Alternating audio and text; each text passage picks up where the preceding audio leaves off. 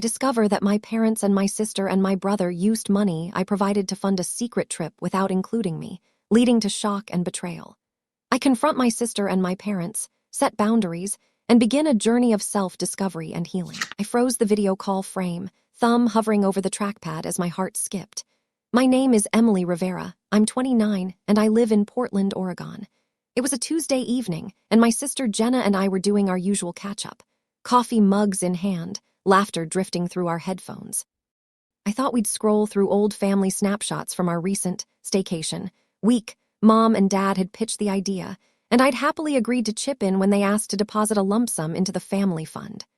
Nothing felt unusual at the time. I scrolled past familiar scenes, our backyard barbecue, Dad flipping burgers, Mom's triumphant grin as she held a homemade pie, Jenna's goofy selfie making me laugh. Then suddenly a new album appeared, sunlit cliffs, turquoise waters, olive trees bending in a Mediterranean breeze. I blinked. Greece. My pulse pounded as I clicked the first image. Jenna and our brother, Mark, grinning on a sandy beach, the Acropolis framed behind them. Their faces glowed, mine shocked. Confusion spiked into dread. When had they gone? Why was I there? Is that? I managed, voice quieter than intended. Jenna's smile on my screen faltered. Oh, those, just old photos, she said too quickly. From that trip years ago. But the light in the pictures looked recent, fresh tan lines, new sunglasses frames. None matched anything I'd seen before in our family archive. The date stamp and the file name read May 2025. My breath caught. This was last month.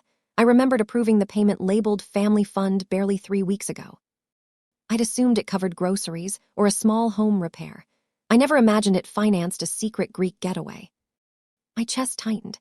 My mind raced. Did they really go without telling me? I scrolled more. Sunset dinners over the sea, laughter echoing on a boat deck, candid hugs against whitewashed buildings. Every frame was a stab. I felt foolish. How could I have signed off on funds without asking what they were for? More than that, hurt. Deep, hollow hurt that eclipsed embarrassment. They'd used my generosity to fuel memories I wasn't part of. I'm sorry, are you sure these are old? I tried to keep my tone steady, forcing a polite smile I couldn't feel. Jenna looked down, fidgeting. She cleared her throat. Maybe the timestamp got messed up. You know how phones glitch. But I knew better. The EXIF data couldn't lie. A glitch. My knuckles whitened as I gripped the desk edge. I felt a surge of self-doubt. Had I been that oblivious to their hints? I replayed moments, vague references to saving for something special that I'd let slide, trusting family. Now those words felt poisoned. I ended the call abruptly, leaving Jenna's apologetic expression frozen on screen. My apartment felt too small, too silent. I sat back, staring at the blank wall, mind still glued to those gleaming shores I'd only funded. Shame pooled in my stomach. I'd paid for a trip without ever questioning it, and they'd erased me. The betrayal cut deeper than I expected. I replayed approving the payment. A simple click, a trusting gesture, now a source of humiliation. I knew I couldn't ignore this. But what would I say? How would I face them? I felt the sting of anger rising, tangled with aching disbelief.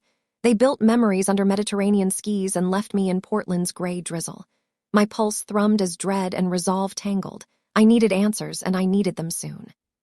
As the screen went dark, I whispered to myself, how long were they planning this? The question echoed in the quiet room, and I realized nothing would feel the same again. I woke up with a pit in my stomach, the weight of last night's discovery pressing down like a physical ache. The apartment felt colder, emptier. The sun through the window seemed indifferent to my turmoil.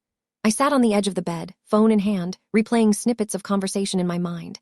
Jenna's quick laugh when I mentioned saving for something special, Dad's vague comments about family goals, Mom's insistence that I trust them. I'd trusted them.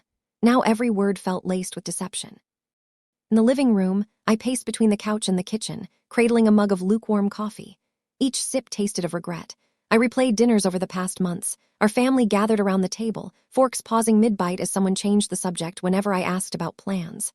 I'd laughed off the slight awkwardness, chalked it up to adult life busy work. Now I wondered, were those moments breadcrumbs leading to this betrayal? I opened the group chat on my phone, hesitating over Jenna's name. My thumb hovered, ask directly or feign ignorance. I typed, hey, can we talk about those Greece photos? I saw some pics last night and I'm confused. I stared at the message, heart thudding, then hit send. Moments later, the 3-dot typing indicator blinked, then disappeared. Finally, must be glitch, don't worry about it. No apology, no explanation, just a shrug in digital form. My chest cramped. I tapped out another. A glitch. The timestamps say May 2025. Seems recent. Silence. My transcript window felt like an empty room. Self-doubt flared. Had I misread everything? Maybe I was overreacting. But the images haunted me. turquoise waters, sunset dinners, laughter that excluded me. Anger surged. How dare they treat me as if I didn't matter? Yet a quieter voice whispered, did I miss signs? Was I blind to their resentment? I scrolled back through old messages, occasional jokes about me being the responsible one, remarks about keeping Emily happy whenever money came up. I'd taken them kindly. Now they felt patronizing, a veil for something darker. I sank onto the couch, wrapping my arms around my knees. My mind leapt between scenarios. Maybe they thought I'd refuse a trip expense. But why not tell me ask directly? Instead, they funneled my own money into memories they knew I'd never share.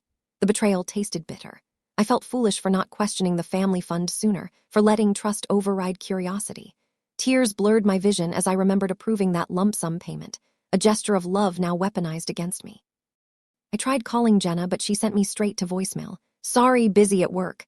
I left a calm message, masking my hurt. Can we talk when you're free? It's important. No callback. My pulse raced, each unanswered ping of my phone stoked the fire of suspicion. I clenched my fists, they were trained to dodge. That realization stung more than their deception, they'd practiced this. My resolve hardened, I couldn't let it go. But I felt lonely in my anger. Friends offered sympathetic texts, but I couldn't share details without exposing family fractures. I journaled furiously, listing each nagging clue I'd missed, scribbling questions I needed answered. When did they plan it? Who proposed excluding me? Was this about money or something deeper? My handwriting shook as I wrote why, again and again. The act of writing offered a flicker of control in a situation spiraling beyond me.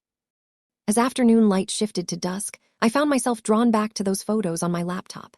Each image felt like a door I hadn't been allowed to open. I scrolled through the album once more, eyes narrowing at small details.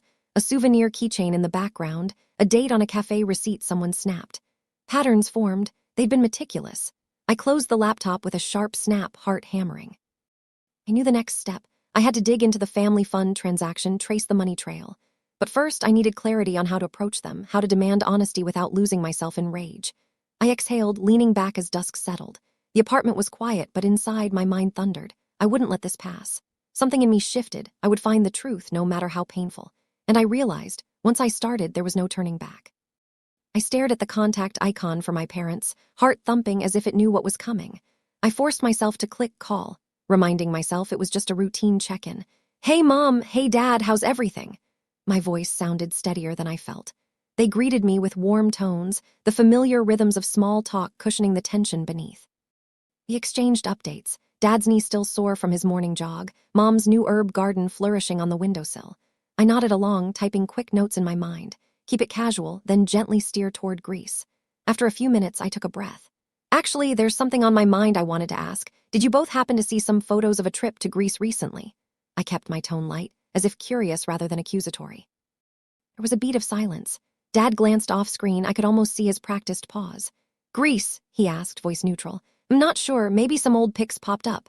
Mom chimed in too quickly. Oh yes, maybe from that time before we moved to Portland, our road trip with friends. Their words felt slick. I remembered nothing of a Greece trip with them apart from this album. Their eyes avoided mine, their smiles seemed too fixed. I could swear the timestamp was May 2025, I said, leaning forward. The lighting, the souvenirs in the background, they look new. I kept my tone measured, though my chest tightened. They exchanged a glance behind their screens and Dad cleared his throat. Technology can be weird, he said. Maybe the date reset on the camera, Mom added. You know how those file stamps can glitch when you update software. I held back a sigh. I'd seen the EXIF data, it didn't mislead. They laughed softly and shifted the topic back to me. How? Work going? Anything new on the horizon? I let them finish, but my mind buzzed, deflection. I tried another approach. I appreciate you might not recall, but I'd like to understand. The family fund I approved recently, was any of it used for travel? My voice wavered, and I felt a flicker of hope that they'd slip. Instead, Dad's posture stiffened. The fund was for home repairs and maybe some savings for emergencies. Mom nodded vigorously. Yes, we talked about upgrading the fence, maybe saving for car maintenance. Their eyes met mine briefly, but I saw no truth there.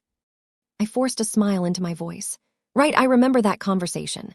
But inside, frustration flared. They weren't just deflecting, they'd rehearsed this. I pressed on. I'm not upset if there was a trip, I just want honesty. I felt confused seeing pictures I don't recall being part of. Silence hovered. Their faces were unreadable, polite but distant. Dad cleared his throat. Emily, we love you and would never want to hurt you. Maybe let's drop this for now, Mom added. We can talk more another time, okay? The invitation to postpone felt like a brick wall. My throat tightened. Another time meant never. I realized they were counting on my fatigue, my reluctance to press harder. I swallowed, choosing my words. I value honesty more than harmony. If something happened, I'd rather know now. Their eyes flicked away. They offered vague smiles and returned to small talk about my latest project. I recognized the pivot, a buffer to avoid truth. My resolve solidified. I couldn't accept their obfuscation.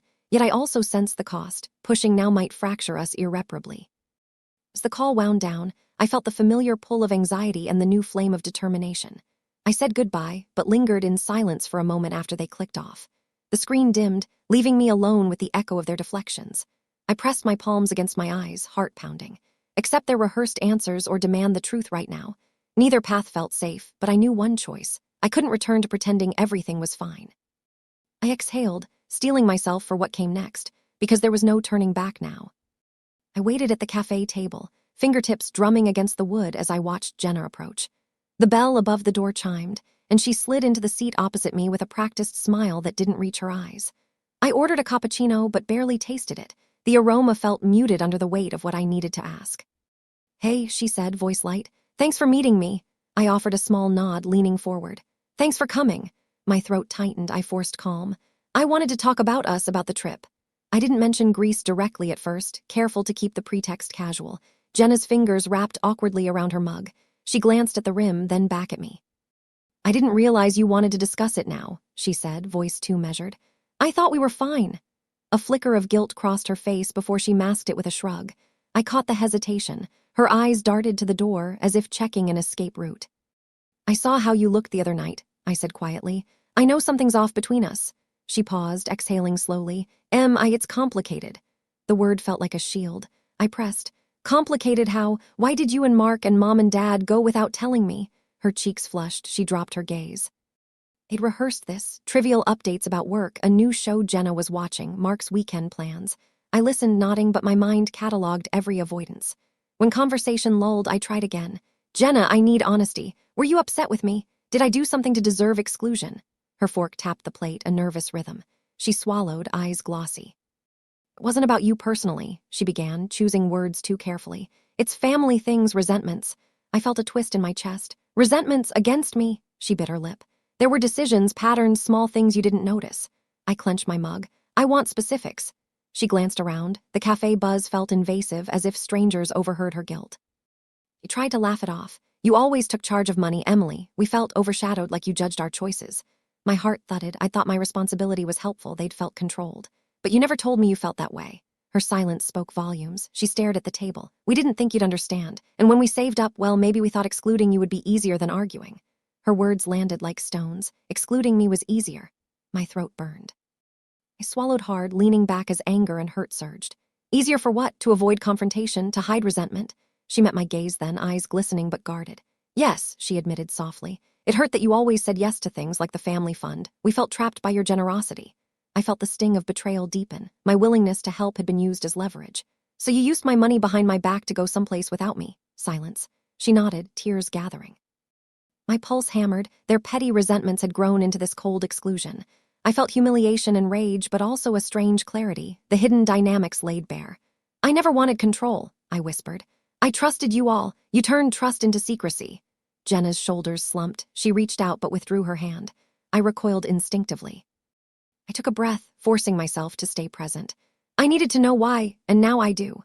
But the answer offered no relief, only confirmation of their pettiness and my unintended role in it.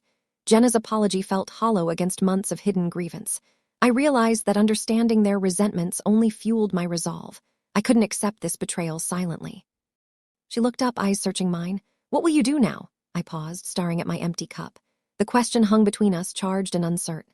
I wanted to ask for more explanations, but I also sensed that digging deeper here wouldn't bring closure, just more pain. Instead, I leaned forward, voice steady despite the tremor inside. "I need to follow the money trail piece by piece. After that, we'll see if there's any path back." Jenna's face paled, and she looked away. I gathered my things, standing. The cafe's warmth contrasted with the cold reality I carried, their hidden resentment exposed. As I stepped outside into the chill air, I felt both lighter and heavier, light for knowing the truth, heavy for the distance it created. But I knew the next steps couldn't wait. My phone buzzed with an unread group chat message. I didn't look. The questions were no longer about why, they were about what I would do with what I'd learned. I opened my banking app and stared at the transaction list, the rows of dates and amounts blurred by tension. The payment labeled Family Fund glowed like a beacon on May 3, 2025, a lump sum leaving my account. My pulse thundered as I clicked for details. The date matched the trip timeline. The numbers felt like accusations. I had funneled my savings into something I wasn't allowed to share. I grabbed my notebook and pen, sliding onto the floor by the couch. I jotted May 3 Family Fund, $2,400 and the balance before and after. Each figure confirmed what I feared. My money vanished right before they flew to Greece. I scrolled through old group chat logs on my phone, searching for clues. There was a casual mention in early April. Let's build the fund up this month. I had typed a thumbs up emoji, trusting without question. Now those words felt like a trap. I copied the chat segment into my notebook, underlining phrases that once seemed innocent. Something special. We'll all enjoy it. I scribbled when, where, beside them. My fingers trembled as I opened my email to find the bank statement PDF. I downloaded it and compared timestamps. The payment cleared 2 days after a message from Dad. Put the family fund deposit in today. I'd replied, done, as if approving a household expense. I replayed that moment. I thought it mundane. Now I realized I'd signed off on financing a trip from which I was excluded. Humiliation twisted in my gut. I felt both foolish and enraged. I paused and closed my eyes, picturing them on sunlit beaches I paid for. Guilt burned. I should have asked more questions. But anger surged stronger. They hid the truth while I covered the cost. I opened a fresh page in my notebook, titling it Questions for Family. I listed, when did you plan the trip? Who decided to leave me out? How did you justify using my funds? Each question was a demand draped in calm words I wasn't sure I could maintain when speaking to them. My mind shifted, drafting a message. I opened the messaging app and started typing to the family group. I've reviewed bank statements and group chats. I see the payment for Greece last month. I know you went without telling me and I want an explanation. My heart hammered as I composed. I added details, dates, amounts, excerpts from chats laying out evidence. The act felt cathartic. I was reclaiming control by numbing the betrayal. Yet with each sentence, doubt crept in. Was I too direct? Would they respond at all? Would this shatter whatever remained of our relationship? I paused, thumb hovering over send.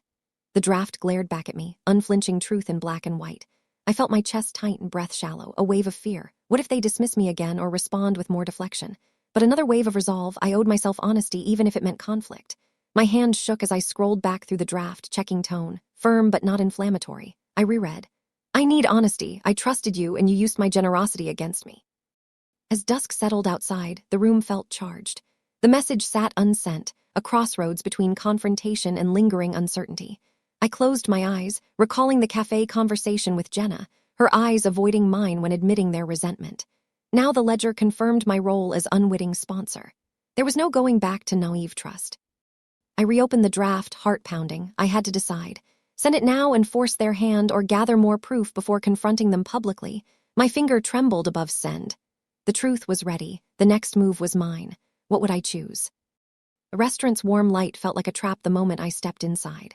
My favorite table by the window waited as if mocking me. Familiar wood grain, the cushion still slightly worn where I'd sat countless times. I forced myself to breathe, sliding into the seat opposite my family. Mom's hopeful smile, Dad's polite nod, Jenna and Mark exchanging glances as if rehearsing.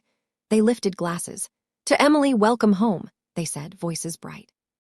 I felt the weight of the ledger in my pocket, and the draft message unsent, but ready. The first sip of wine tasted bittersweet. They chattered about Greece.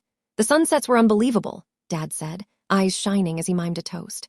Mom described the turquoise water and the food. Jenna laughed, recounting a stumble on slippery tiles. Mark joked about sunburns. I listened, each word echoing like a betrayal. My chest tightened as I watched them relive moments I'd funded but never shared. I toyed with my water glass, heart pounding louder than their laughter. Part of me ached for the old comfort, family dinners without secrets, but that part felt buried under anger. I reminded myself, they didn't know I knew. They thought I was in the dark. I was. I'd rehearsed my words in my head 1,000 times. Now they felt raw, urgent. When the server brought appetizers, forks paused and I set mine down. Silence spread. I cleared my throat. I have something to say. Their smiles flickered. I rose, voice trembling but steady. I know about Greece. The table stiffened. Mom's fork hovered midair. Dad's glass stopped inches from his lips. I met their eyes one by one, calm eyes hiding guilt. I saw the photos. I traced the payment. I approved the family fund deposit that paid for your trip. My words landed in the hush. I watched realization wash over them, confusion, then shame. I continued. You used my money to make memories without me. You lied about it, deflected when I asked. You built moments I can never share. My voice caught as I remembered their rehearsed excuses. I could feel tears behind my steady gaze. Mom's cheeks flushed. She opened her mouth, closed it. Dad swallowed, eyes averted. Jenna's gaze flicked away, Mark's face tightened. No one spoke. I let the silence stretch, a mirror of the emptiness they created. I swallowed the lump in my throat. I trusted you. I thought we were a family that talked openly. Instead, you let resentment fester until you excluded me. My voice grew firmer. That betrayal hurts more than any argument I could have had if you'd been honest. I tried to interject. Dad started, Emily, we never meant, but I held up a hand. Save it, I'm not here for half measures. My chair scraped as I sat again, eyes still sharp. I looked at each of them. I won't stay for a meal built on deceit. I need space to breathe without this weight. I can't pretend nothing happened. My hand hovered over my phone as if ready to send the draft message, but I didn't need to now. They knew the truth. I gathered my purse, heart hammering, tears sliding unbidden as I stood. The restaurant buzz felt distant, like I'd stepped outside reality. I offered no goodbye, only a steady look. I'm leaving. I turned toward the exit, the door's bell jingling behind me as I stepped into the cool night. Outside, the city lights blurred through my tears. The air felt sharp, cleansing. I drew a shaky breath, realizing the world beyond that restaurant existed again, uncertain but mine. As I walked away, each step echoed. I had reclaimed my voice, but I wondered what would come next. I woke to the weight of quiet. No familiar ping of a family group chat, no casual good morning text from Mom. The apartment felt different, lighter, yet tinged with longing. Days had passed since I walked out of that dinner, and the silence that followed was louder than any argument. I cradled my mug of tea on the balcony, watching Portland's gray sky drift, and felt both loss and relief swirl inside me. My phone buzzed mid-morning, a message from Dad. Hope you're okay, we miss you. I stared at the words, finger trembling over the screen. I typed a brief reply. I need time, I'll reach out when I'm ready. No, I love you, no apology. I kept it neutral, a boundary I hadn't had before. As I hit send, a wave of calm washed over me. For the first time, I honored my own needs over automatic family repair. I spent hours journaling, listing feelings I'd buried, anger, grief, shame, and a strange flicker of empowerment. I wrote about dinners when I sensed tension but stayed silent to keep peace, about messages from Jenna that felt clipped, about approving the family fund without asking questions. Each memory, once dulled by daily life, now felt sharp. Writing them down made them real, but also freed me. I saw patterns where I'd prioritized harmony over honesty. I promised myself I wouldn't ignore my gut again. Friends noticed my distance and offered company. Over coffee with Sarah, I spoke in fragments. I'm processing. They regret it, I know, but that doesn't erase the betrayal. She nodded, listening without judgment. Later, I met James for a walk along the Willamette. I described the heavy knot I carried and how leaving that dinner felt like stepping into unknown territory. He said, "You deserve respect. They broke trust. Healing takes time." His words felt like an anchor. Meanwhile, my family's silence spoke volumes. Group chat notifications dwindled, occasional thumbs-up emoji from Mark, a vague hope to see you soon from Jenna that felt tentative. I imagined their breakfasts without me, empty seat at the table, awkward glances, unsaid apologies hanging in the air. I knew they replayed the confrontation in their minds, feeling regret mixed with defensiveness. But I also sensed their regret was self-focused, guilt that I left, not sorrow for their betrayal. At home, I poured that tension into art. I'd signed up for a watercolor workshop I'd postponed for years. Sitting at the easel, mixing pigments, I felt a strange calm as colors blended unpredictably, like life after rupture, messy but alive. Each brushstroke reminded me I could create something new beyond old patterns. When I stepped back, the painting wasn't perfect, but it was mine. One evening, I reviewed past messages again, not to reopen wounds, but to acknowledge how I'd given people the benefit of the doubt too often. I underlined moments I'd let slide, jokes about my responsible nature, vague deflections when I asked about money. Seeing them in black and white helped me understand I wasn't foolish, just hopeful. Now, hope remained, but grounded in honesty. A tentative family message arrived. "We'd like to talk when you're ready." I paused before reading. I felt a quiet strength. I might choose to engage someday, but on my terms. For now, I closed the chat and returned to my journal, writing, "I choose boundaries that honor me." The words felt powerful in my own hand. As days turned into weeks, I planned a solo trip to the Oregon coast. Just me, a backpack, and open roads. I imagined standing on a windswept beach, letting salt air clear lingering doubt. The horizon would stretch beyond family drama, beyond betrayal, toward a version of life defined by my own choices. I saved the image in my mind as I drifted to sleep. Absence had echoed fiercely, but in its resonance, I was discovering the space to grow. I stared at the invitation on my screen. "Family gathering next Saturday. Hope you can join us." My heart fluttered, a mix of old longing and fresh resolve. A few weeks ago, I might have replied yes out of habit. Now I paused. I thought of that dinner where I stood up for myself, walked out into the night with tears and determination. I thought of the watercolor workshop I'd finally attended, the solo trip I planned to the Oregon coast.